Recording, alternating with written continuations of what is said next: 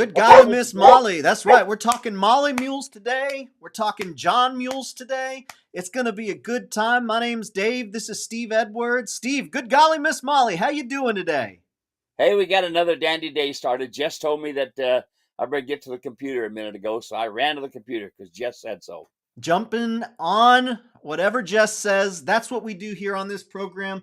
Jess says we're supposed to talk mules and donkeys.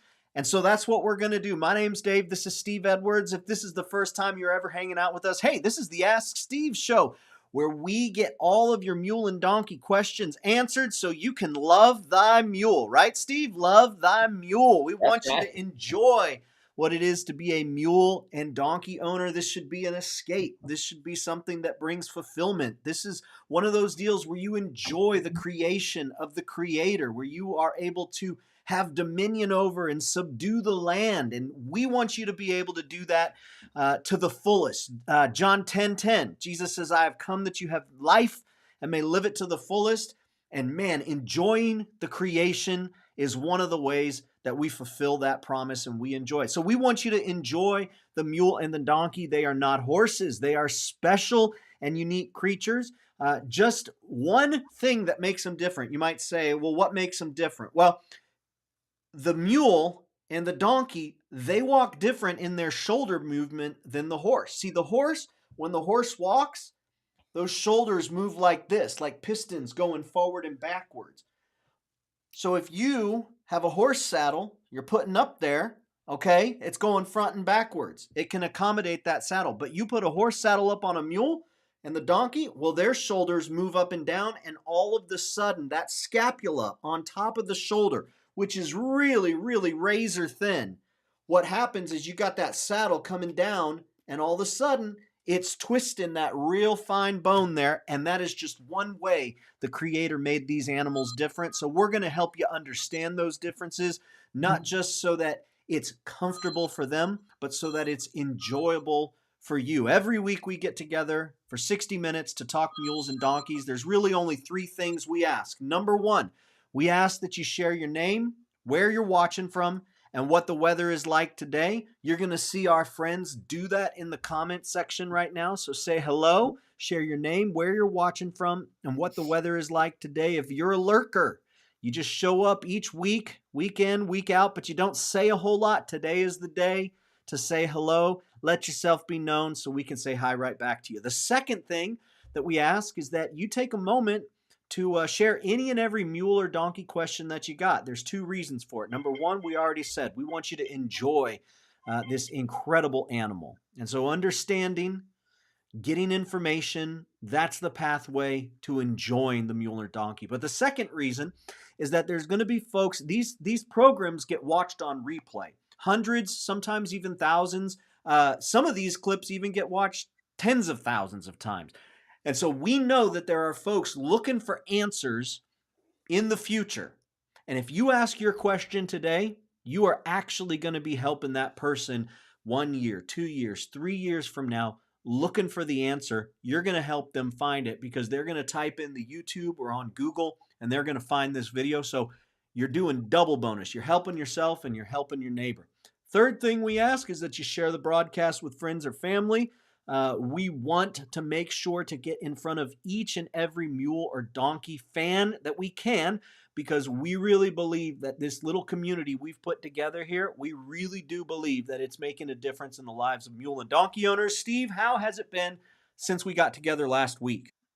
Well, we've been, some of the normal things around here. Right now, I got my tractor all tore apart and I'm waiting on one more part, and then I can put it all back together. And so got that's the tractor thing going, and my Falcon, my '64 Falcon Woody wagon. I don't know if we ever showed any pictures about that, but anyway, I got it all rewired and going, and bunch of trees trimming. Boy, just usual busy stuff.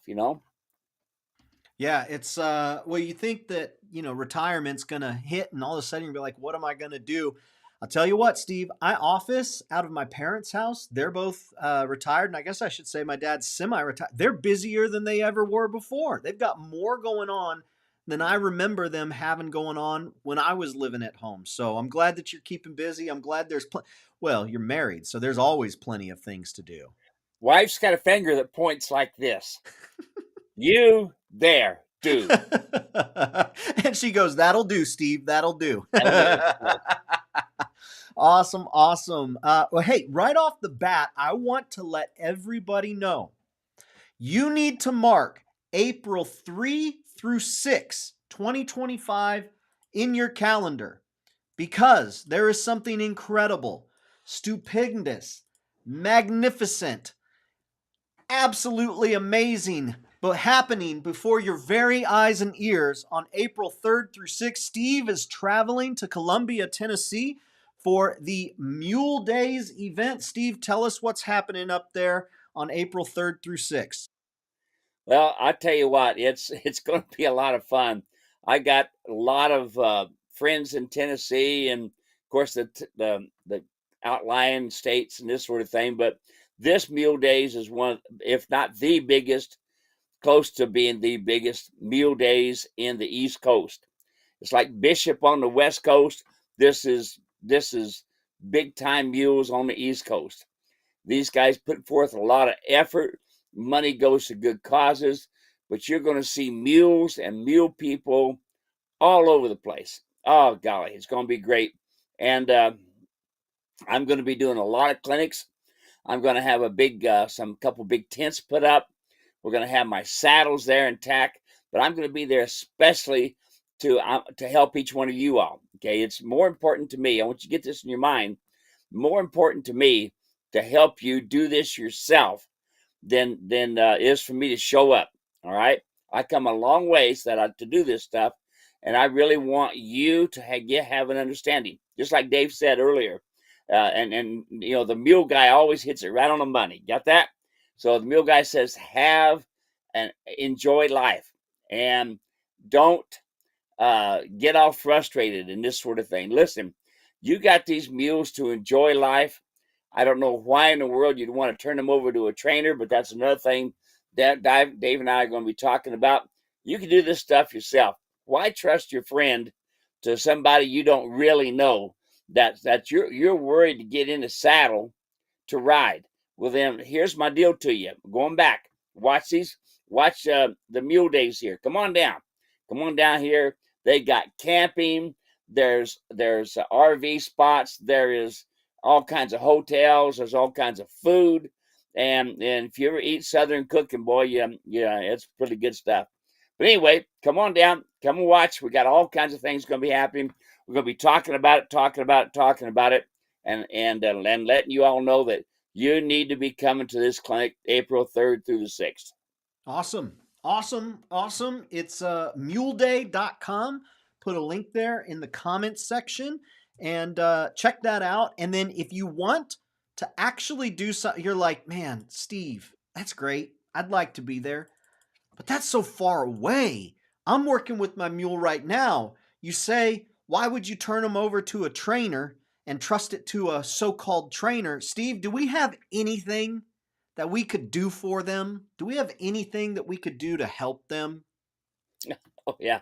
Well, we got a really really neat program coming up on the 18th, and it's one of Dave's things. Like, Dave's always the mule man, the mule guy. The mule guy's thinking, what else can I learn? And you got to think about this, because if the mule guy wants to learn about it, you need to learn about it. The mule guy's there, but we're going to have one of those webinars, he calls it. I'm going to start calling them mulinars. Okay. So the mulinar is going to be happening. I'm going to talk to you about steps that you need to do that the majority of trainers don't do. Okay, guarantee you. Here's one of the biggest things. When people talk to me about their mules, they say, "Well, I went over to look at this mule and I rode him." Well, so what? Okay, so riding that's just a teeny bit part of it, tiny, teeny tiny part of it. Okay, everybody gets their mind around. If I ride him, he's going to be okay. No. I'm going to tell you easily, 75% of the people who gets them home can now wish they could figure out how they can get on him, because now they can't get on him. Okay, and that's the way it goes, simply because you were more focused on riding than you were, hey, what kind of ground manners does he have? What does he do about picking up his feet? How can I teach him how to do that? Well, the guy had shoes on him. He should have been all right. Don't take things like this for granted. Okay. So I'm going to help you through this. I'm going to tell you and show you things that the average trainer does not do, but mainly because they're a horse trainer, not a mule trainer. So I'm going to help you with that. Dave's got it all put together. He's going to blast you with some information here off and on. You'll see it on our website, but you need to go. And guess what? Guess what, Jeff or Dave? Hey, mule guy, it is free. Absolutely, it's free. And right now, let me check out. We've got almost 200 people registered. It's going to be next Wednesday, December 18th. It's going to be 5 p.m. Arizona time, so that's 4 Pacific, 5 Mountain, 6 Central, 7 Eastern. So we do it in the evening, so hopefully it's easier for you to get to. And even if you can't make it live, that's okay. We do a replay. We send a link out, but you have to register if you want to get that replay. Of course, we would rather have you there live, but we understand there's lots of things going on. Steve, how about we say hello to some folks? How about we say hello to Ashley watching from Minneapolis, 28 degrees. Thanks for the scriptures and mule info. Absolutely, Ashley. John 10:10. I have come that you may have life and live it abundantly. Sherman Johnson. Hey, we're going to talk about you in a second, Sherman. Norman, Oklahoma, 40 degrees. Ted is watching from Missouri, where it's a 39 degrees. And stay warm. Marsha's watching from a rainy Virginia. Cowboy Ken is watching from 51 degrees with light rain here in Connecticut. Dave O'Brien, hello from my new mule training facility in Iowa Park, Texas. 50 degrees and windy. Glad to see you both. Send pictures in. Has he sent you pictures yet, Steve? No, not yet. I just know he's been moving, and I know that the coffee man has sent him some coffee, and he has to go right now to go to the post office to get a lot of stuff because he doesn't have his new address all squared away yet. But he's got a new facility. I'm looking forward to it, man. I think what he ought to do is have a great big barbecue, invite us all over to see it. That'd be awesome. Dave, we'll see what you can do with that. Okay, Polly is watching from Barnesville, Minnesota, 25 and snowing. Hey, we've gone international. David Scholl, good morning from the hot and humid Queenslands. Good to have you here. Leslie is watching from Decatur, Illinois, 28 degrees and cloudy. Melissa is watching from Camden, South Carolina, where it's a 66 degrees. Jim is watching from Western Maryland, where it's 50 degrees and rain. Steve, I've got the first question of the day. This question comes in from, didn't leave their name, but says, I'm almost 14-year-old female. I weigh between 190 and 230. I can't seem to lose the weight. I currently weigh 220 and have recently got into horseback riding and mule riding. The lady at the stable I go to says my weight is okay and isn't hurting the mule, but I don't know. Does it hurt the mule or does it hurt the horse? Do you have any advice? Okay, so here's industrial standards. So this is something that the industry of equine likes to kind of set up, and that's 200 pounds is the industrial standard, the most to be putting on an equine. Now, can I tell you that very few people hit that run? Most of us are overweight, including me. I'm sitting here at 210 right now. But I can tell you, here's one of the biggest things you have to do. All right. You have to get your animal in condition because not only do we have to be concerned about the vertebrae, which the vertebrae look like this. And when you sit on him, it goes like this. So that's the purpose of the proper fitting saddle with the bars sitting evenly on the back. Okay. That evenly distributes the weight across the animal's back. So with that bar, that helps it. Now, when we're talking just an hour or two in the arena, it's not so bad, okay? But it's hard to say. I mean, you get some animals that are weak in the back. I can show you some pictures of some mules that people started too soon, and they got sway backs along with horses. There's no such thing as a horse back or a mule back or a donkey back because they'll pretty much all look about the same when it comes to general configuration, but the skeletal structure is different. Anyway, so I would say to you, uh, do your best to try to cool the animal down when you're done. Do the best you can to warm the animal up before you go, and do your best to be able to get the animal in condition to handle the riding. Okay, if you were at the Grand Canyon, if you weighed 200 pounds and 5 ounces, you would not ride their mules. Okay, that's how strict they are. If you were at Yosemite and the mule program over there, if you were 200 pounds and a half a pound, you would not be able to ride their mules. That's the standard, and that way they can keep healthy. So, but those animals are used a lot, okay, and they carry all kinds of people. So, and in and out, but they're also in very good condition. So, going back to it, industrial standards, 200 pounds. Awesome. Thanks so much for the question. Appreciate it. Let's say hello to Merlin, watching from Northwest Minnesota. Cold and snow. Forecast is for 25 below. Next question comes in from Brandon. Or no, not Brandon. This one comes from Dave. When he's got it worded here. When did humans figure out? When I I don't know if this is a serious question or if it's a snarky question, but when did humans figure out that the mules and the donkeys need their teeth filed and floated? What tool did they use? So I think he might be snarky, but let's No, answer not it really. That's anyways. Like, yeah. what do they do if there's humans not around to do this sort of thing, Steve? Unfortunately, they get sick, they colic and this sort of thing because they can't grind their feed correctly. Uh, Also, you got to remember too that they don't eat the same things as what we do today, the alfalfa and the grasses and this sort of thing. They foraged off the trees and limbs and sometimes grasses and bushes and stuff. So that stuff, when they would eat things like limbs, that would actually file some of the teeth down. A lot of them would chew on things like that. Hold on a second, Amazon driver there. It's a This, working ranch, folks. It's a working hello. ranch, and Yes. Steve is always at work. And so what you are seeing right now is Steve Edwards in his element. He is working hard. He closed he closed his computer screen.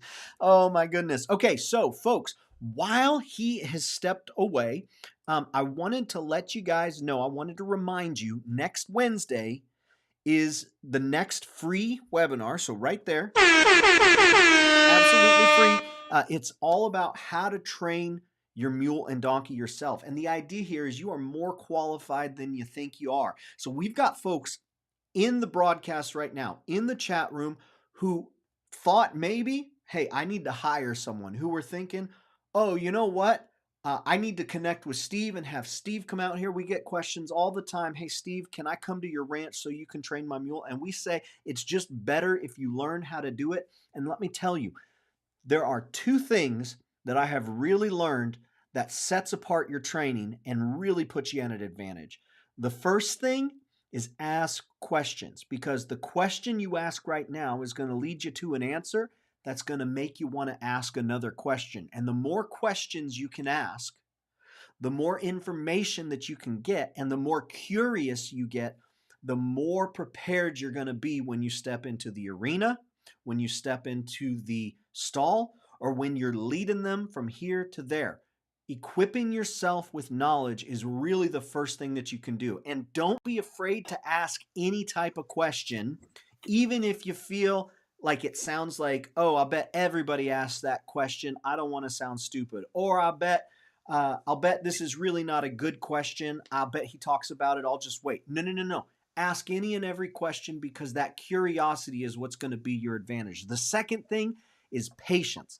And I'll tell you what, I think the patience really comes with communicating in general, whether you're communicating with an animal, whether you're communicating with a family member, you're communicating with a spouse, you're communicating with a coworker. If you have patience to slow down and really analyze what's happening, that patience is going to be your advantage. That patience is going to put you in a position to be able to communicate strongly rather than just bulldozing into whatever you're doing. That patience to slow down and wait for old Fluffy to get it right 1, 2, 3 times, and then you're done. That patience to slow down, wait for Fluffy to get it right 1, 2, 3, 4, 5, 6 times, then you're done. And then when Fluffy gets it done 1, 2, 3, 4, 5, and then messes up on the 6, slow down.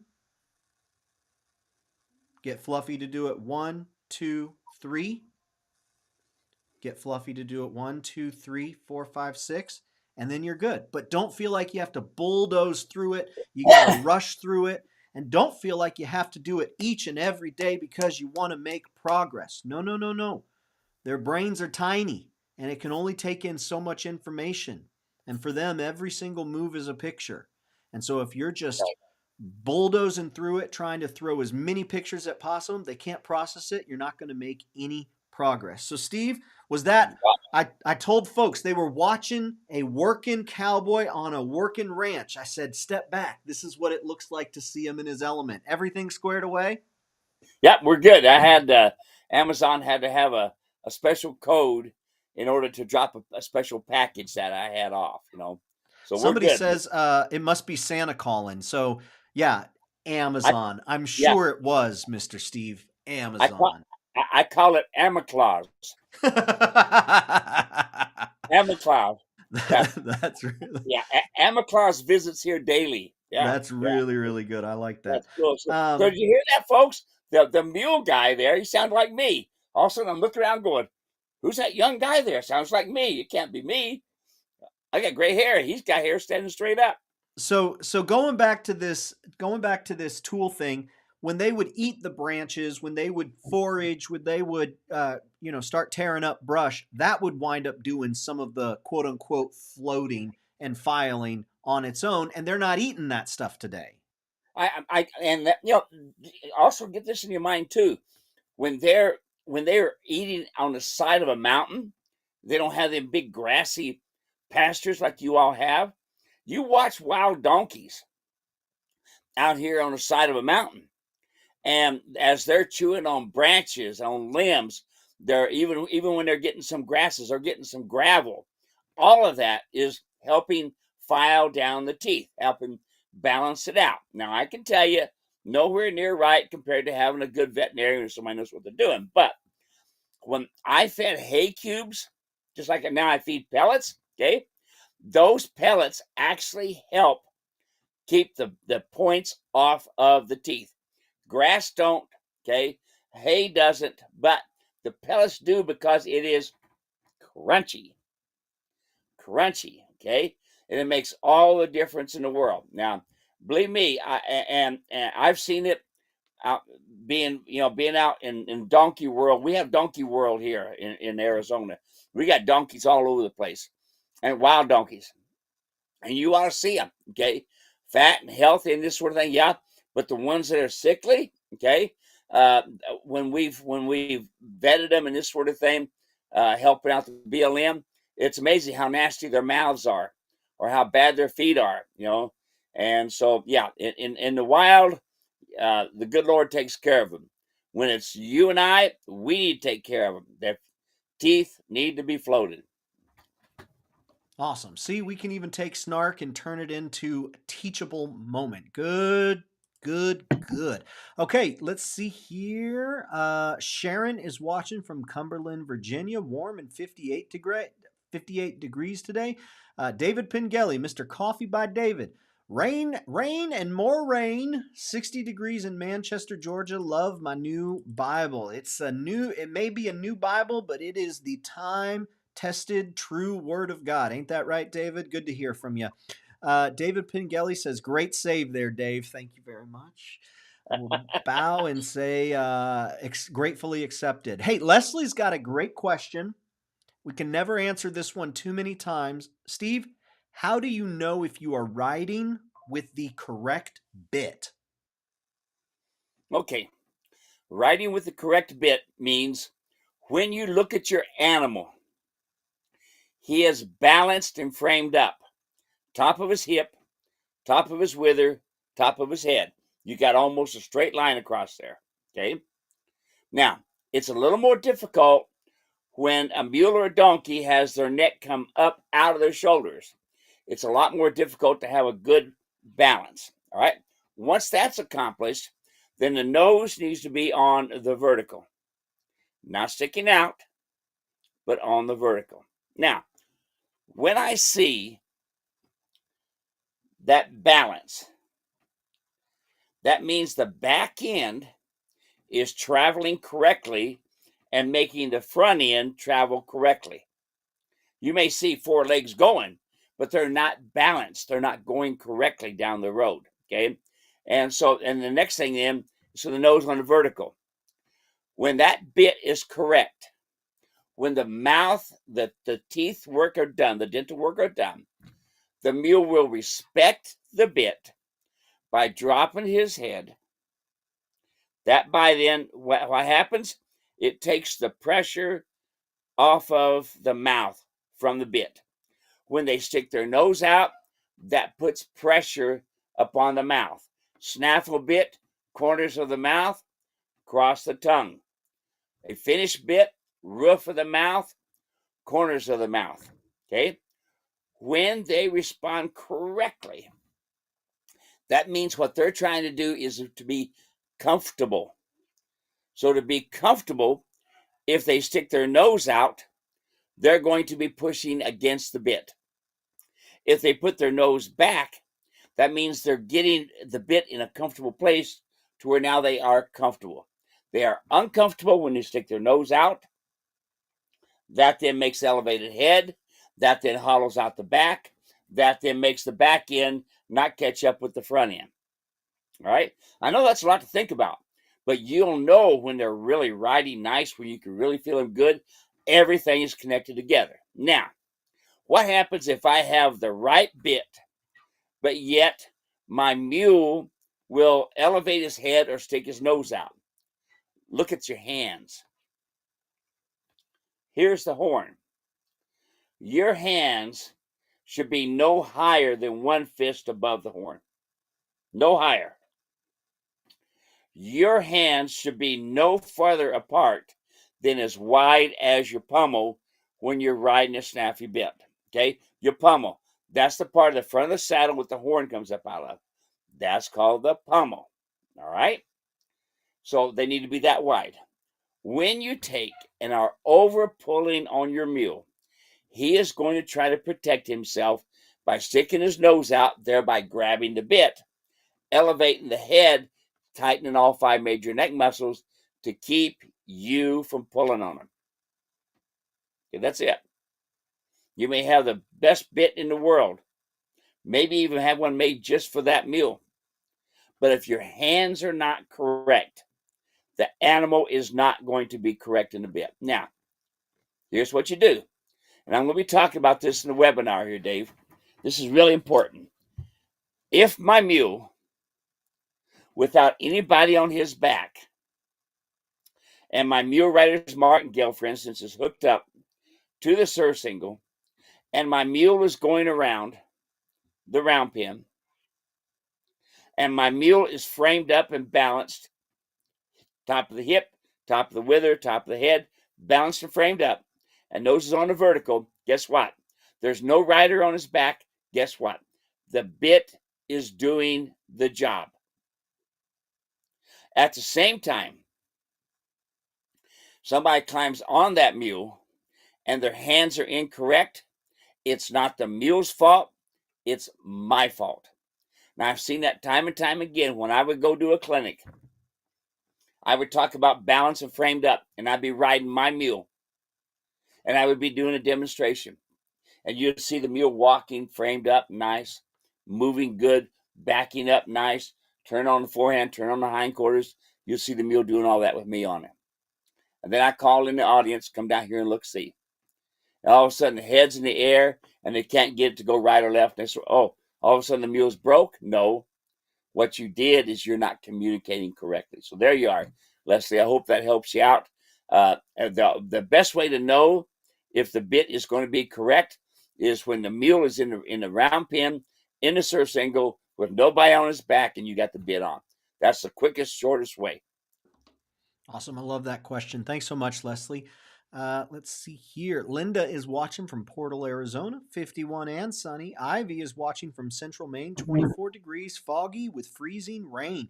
Hugh is watching from Hamilton, Ontario, which means we've gone international, about 40 and rainy. Question: how often should you clean the hooves?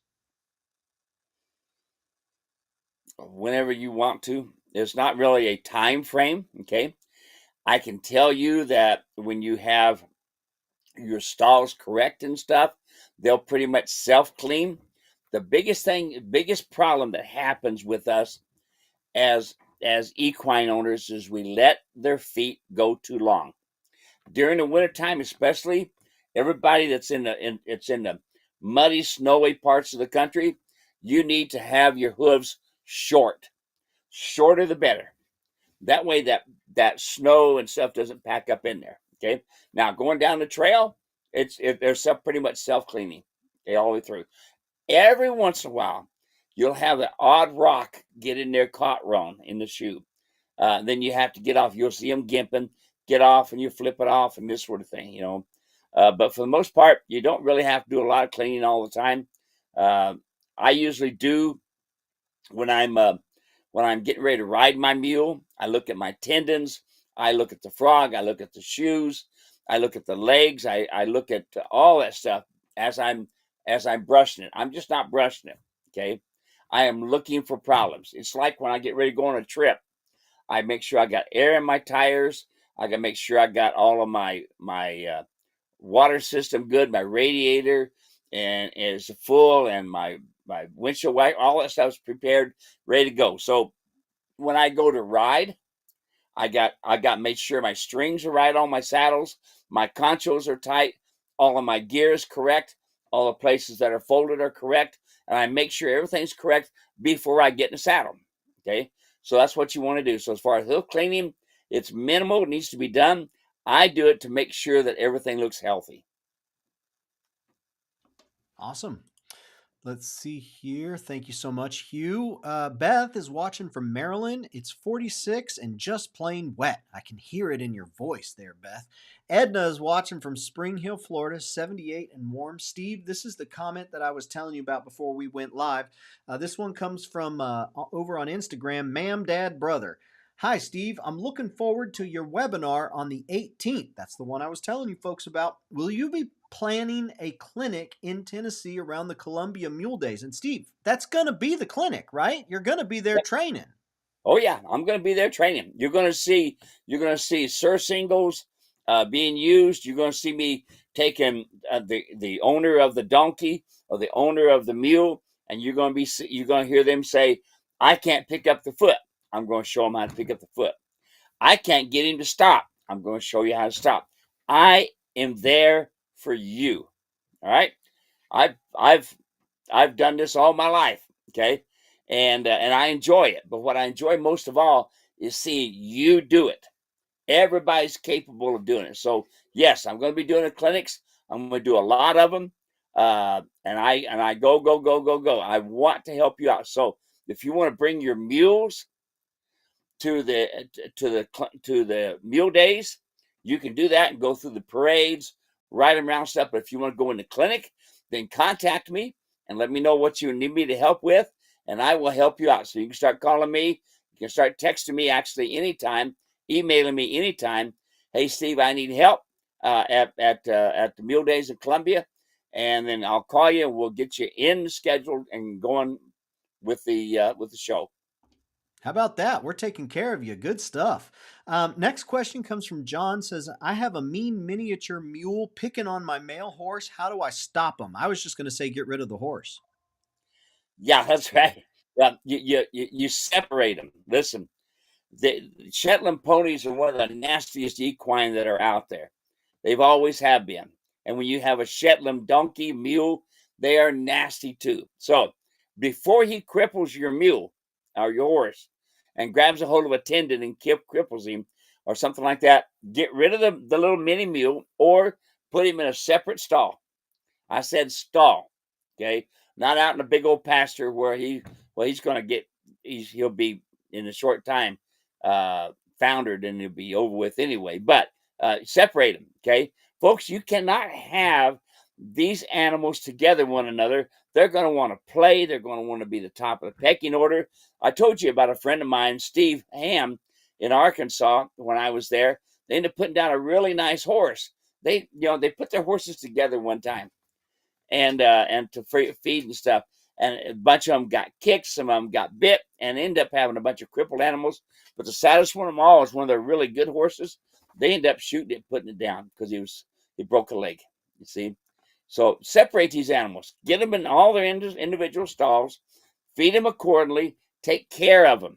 Okay, just pretend you are the mule god. That's right. If you truly love your mules, you will have them in separate stalls. You'll feed them and take care of them accordingly. Awesome. Thanks so much. Steve, next question comes in from says, my grandma got a donkey that multiplied. So now it's one big and one small donkey. The problem is they are both untrained and it's hard for me to take care of them like I normally do with other animals. Can someone please recommend something to help me teach them the basics, standing still while grooming, veterinary checks, picking up the hooves, letting them be trimmed, everything about being handled on rope, not biting, respecting my personal space and others. Sounds like a parent. They are both Jennies. The older one is something about 2 years old, and the foal is 4 months. They have no medical issues. Thanks for the help. Obviously, we recommend muleranch.com where you can get a bunch of free, that's right, free training. Whenever we talk about mules, we're talking about donkeys as well. Steve, what would you say to Co? No, wait a minute. Mule guy, you can answer this one. Okay. All right. Got put on the spot there. Okay, so the way I would go about handling this, number one, is I would just start learning with all of the free resources that you can find. Number two, I would realize that what you really want isn't training. What you want is foundation. You want to establish a baseline for them where you are the herd leader, where they do what you tell them to do, and they become 100% dependent upon you. And so you wonder, well, how do I make them dependent upon me? Well, one of the biggest mistakes you can make is just put them out to pasture where they don't need you, they don't rely on you, they're not looking for you. They want to be out there, whether it's with their buddies, whether it's out there doing whatever it is they want to do, and that's not what you want, because that's where they are looking for leadership elsewhere and not finding it with you. So keep them in a 10 by 20 stall, separated, so that both of them are dependent upon you. If that's not possible, make it possible. Build something, do something to keep them separated. Then what you want to do after that is you want to get the come along rope.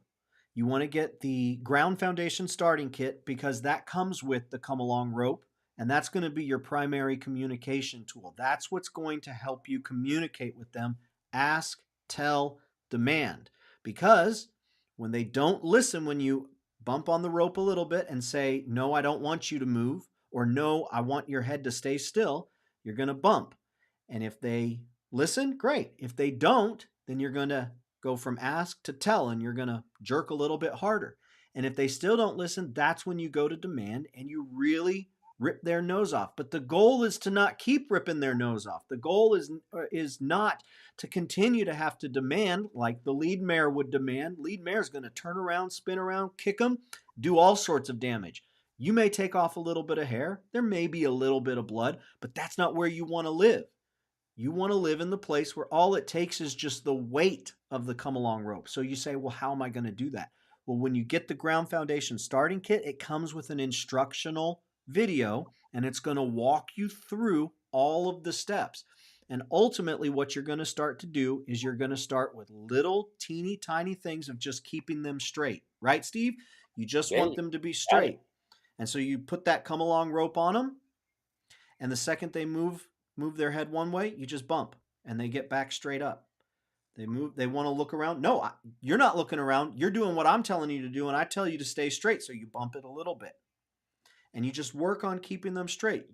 Do that, keep them straight 3 times. You're done for the day. That's all you have to do for a day. And then a couple days later, bring them back out and just stand there with the come along rope on them and then they want to turn back and forth. You do this sort of thing, you work up to telling them to move forward, you work on telling them to move backwards. That instructional video is going to show you. And before you know it, you've got a good solid foundation. And from there, you can work on veterinary checks. You can keeping them to stand still. You can work on picking up the hooves. You can work on them getting terrified of whatever trimmers you might use on them or whatever equipment brings them nearby. But if you can get them to stand straight and listen to that come along rope, that's the very, very basic you're going to want to start with, and you can build off of that. Okay, Steve, how did I do? Man, no wonder I call you the mule guy. You hit the nail right on the head. Man, that's good. That's good. No, you did it really good. And here's the thing, folks. Just like Mule Guy was saying here, if you don't put them in separate stalls, you are not going to get anywhere.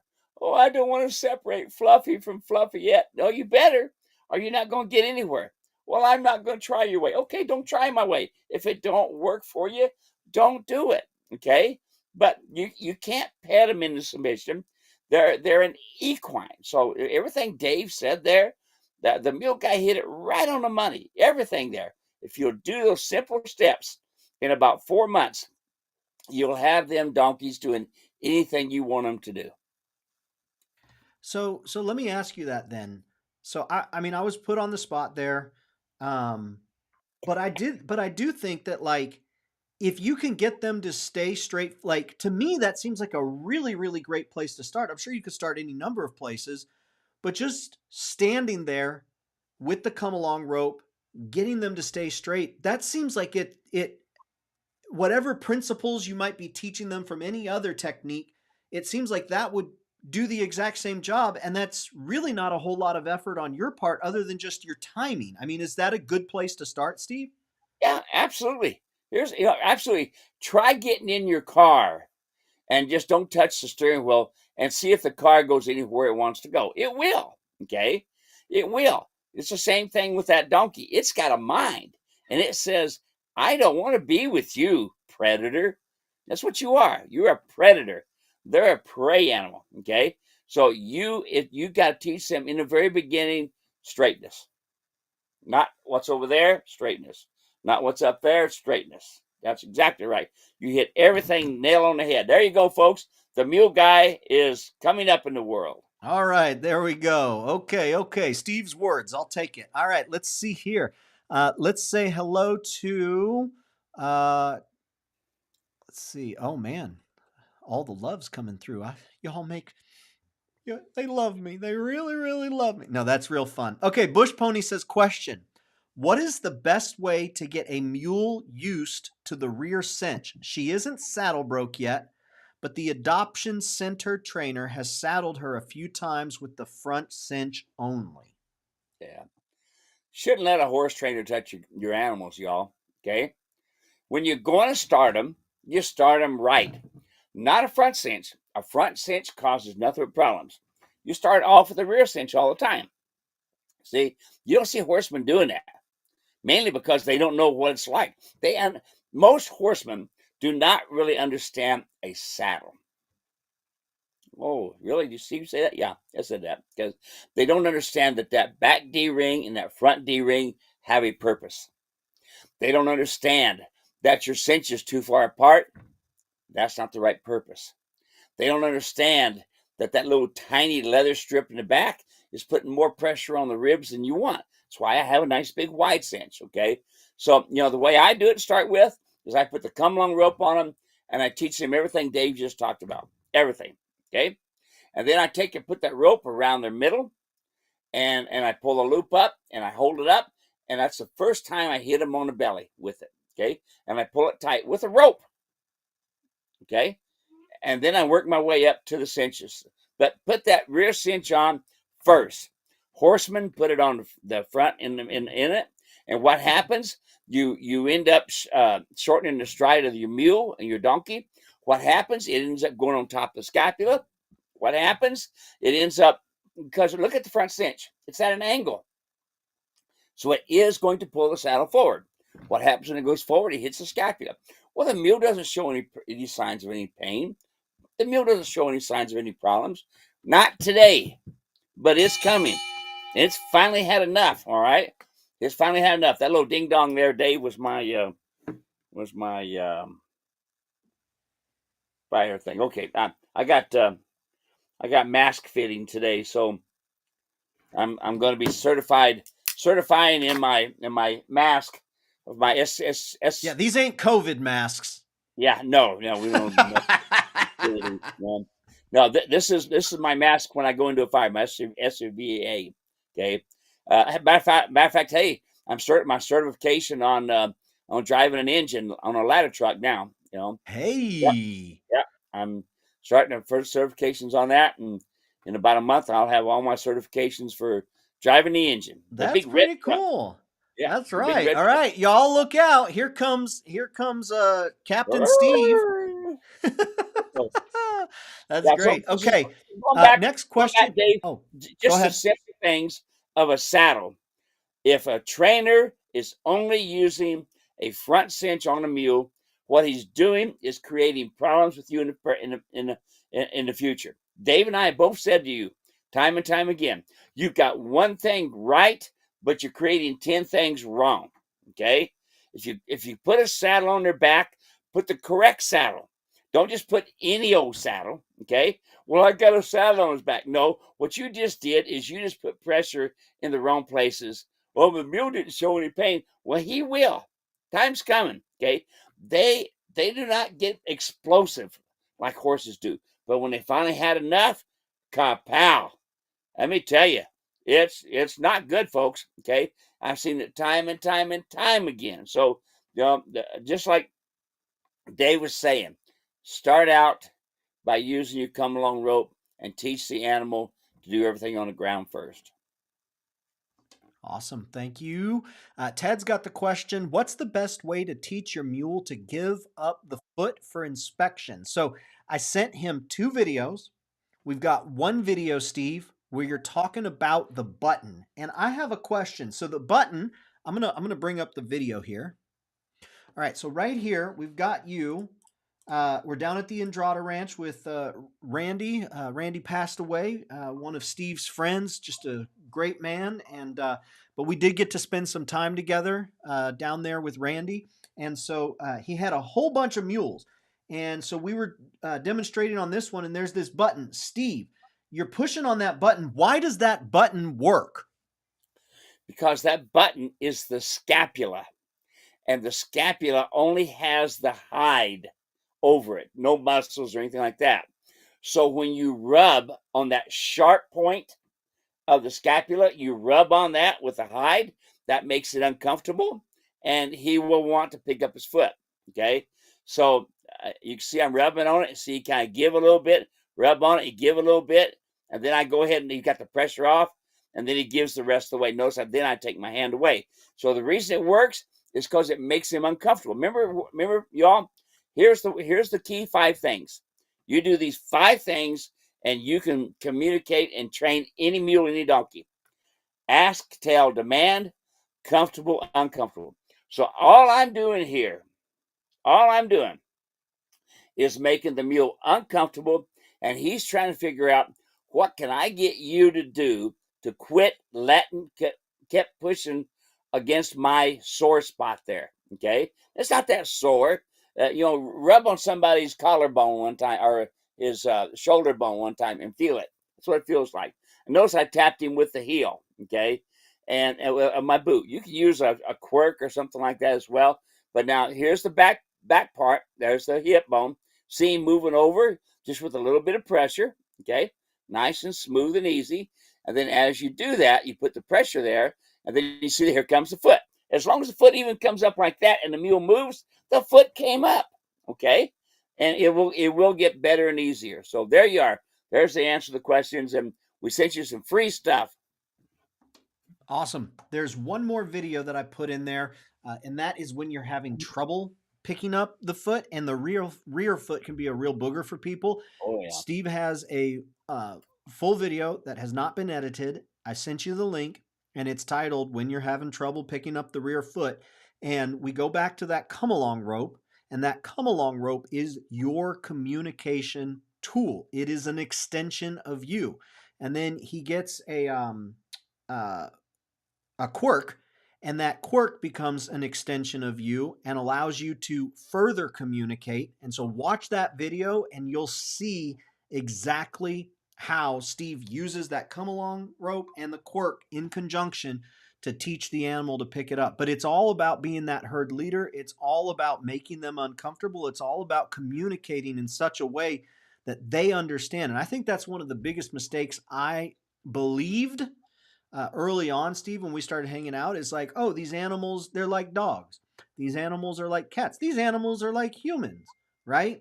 I think I projected onto them the way I would perceive I would want to be treated or communicated to. And it's like, no, they're not dogs, they're not cats, they're not humans, they are equine. And if you are going to respect them, you have to communicate in such a way that respects their communication methods, right? They're Right. fine. It's just teaching the human how to communicate with them. So Good great job, Mule videos Guy. there. What's that? I said, good job, Mule Guy. Good putting it across there. There we Good, go. There we go. good and simple. Okay, let's see here. Scrolling down. Hannah is watching from Florida, 80 degrees and gorgeous. Let's see. Leslie has the question: when backing, how do you keep them from opening the mouth while mounted? She is squared up with the bit, but backing seems wrong. She's opening her mouth when she's backing. Okay, now tell me. Well, I probably already know. What you want to do is you want to do less to get more. So this is what's going to happen. Your mule is standing there.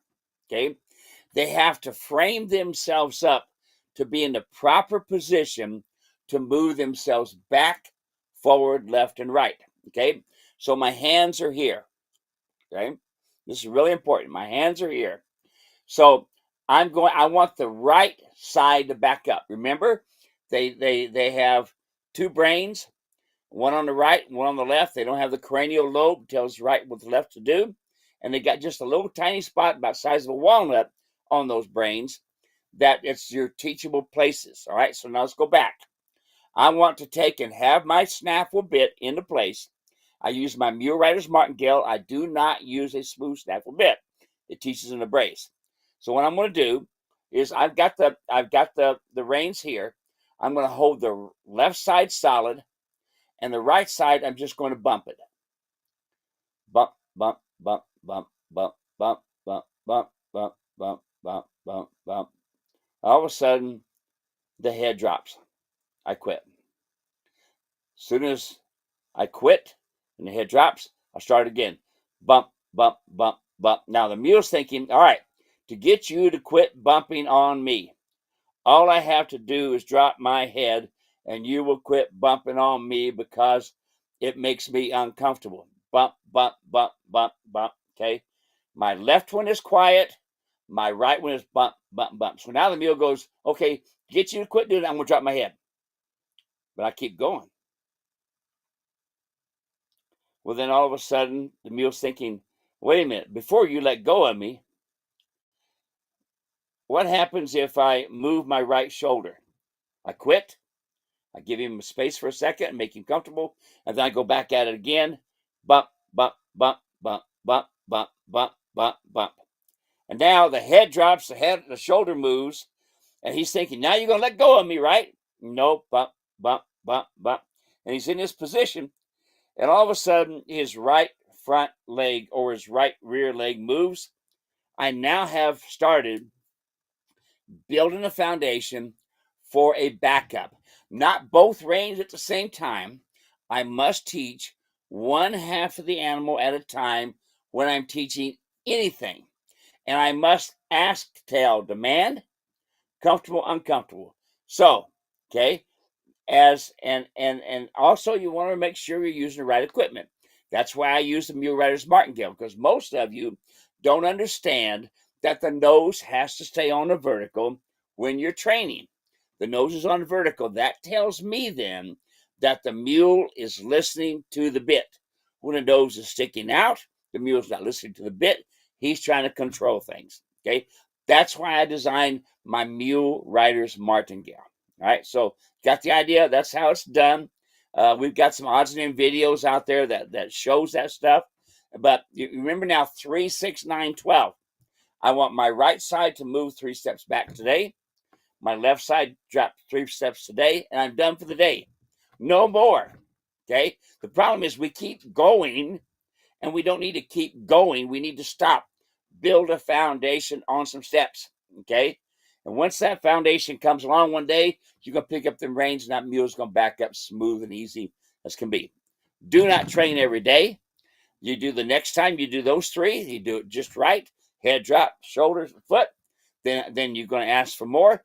Head drop, nose, feather, ship, foot, and then back foot, and then the right side, left side, and pretty soon the mule's back it up. But 3, 6, 9, 12, and then you have it. Great, thank you. Steve had some pretty cool pictures come in from Sherman Johnson Taxidermy. You want to throw these up here?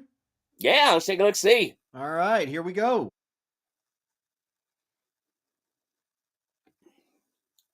Congratulations, Sherman. Now, he waited a lot of years. This is his son with several of his friends. And notice his son has an elk horns and head and this sort of thing on his back. They're walking out. They said it's so tough there, they can't get mules there. This picture doesn't really show them how tough it is, but he said it's miserable, Steve. It's pretty tough. And so they end up packing this elk in Oklahoma. Now, this is in Oklahoma, okay? And Sherman has waited all these years to harvest this elk. Before the hunters come, folks, now get this in your mind, the hunters brought the elk in. In Oklahoma, there was no elk. They were gone. They ate them all. But now the hunters, wanting to have game animals, brought them in, and Sherman was able to get in the lottery and got chosen to go hunt this elk. Okay, so don't. And I know a lot of you don't like the idea of seeing a dead animal and this sort of thing, and I understand. Okay, but understand the sportsman is what's brought the game back. If we listen to the folks that say poor animal, okay, and I understand, then we would never have these animals here because Sherman paid all these years, bought licenses and this sort of thing to be able to get to this point. Congratulations, Sherman. Good for you. Nice bull elk, 6x6, and going to be good eating too. Yeah, boy. Very, very cool. You know what? That actually reminds me, we had a really cool photo come in from Leslie here, Steve. Take a look at this one. Yeah. There's Leslie. Good for her. She really wants the best for her mule. Her mule just really hugs on her and loves on her. She really enjoys that mule. But Leslie had run into some tough things. She went to a couple seminars that just kind of, it didn't make Leslie very happy.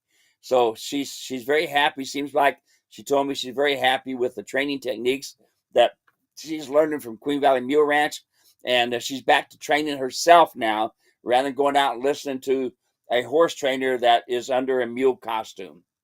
She says, $1 million personality. As Steve always says, it's the key when looking for a mule. We just wrapped up an incredible ride at Sand Creek Conservation Area in Decatur, Illinois. And let me tell you, it felt like taking a stroll with my best buddy. That's what we want for you guys. That's what we want for you. That's If right. my buddy That's had right. 4 legs, long ears, and occasionally decided to snack on a tree branch, I'm the proud owner of 3 mules, each with a charm of their own. I'm fully embracing my role as a mule mama, and boy, do they keep me entertained. Brain from Central Illinois, Leslie and Miss Tess, more to come. Awesome. Thanks for sending that in. I thought that was really, really cool. Awesome. Steve, I think that's pretty. Oh, you know what? We got a question here. Linda followed up, says the Cursingle has no back cinch available, and so I'm going to ask a question.